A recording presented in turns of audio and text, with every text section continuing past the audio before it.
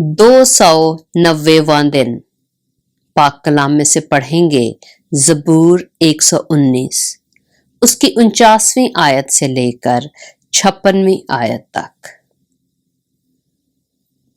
जो कलाम तूने अपने बंदा से किया उसे याद कर, क्योंकि तूने मुझे उम्मीद दिलाई है। मेरी मुसीबत में यही मेरी तसल्ली है कि तेरे कलाम ने मुझे जिंदा किया है।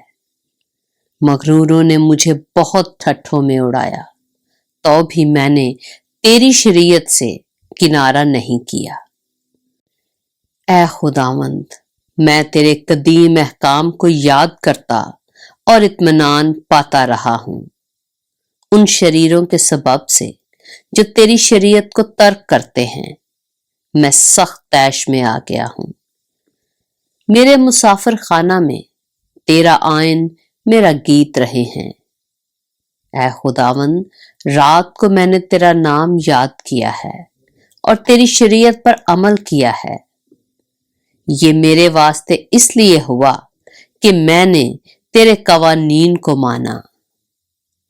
पाक कलाम के पढ़े और सुने जाने पर खुदावंद की बरकत हो।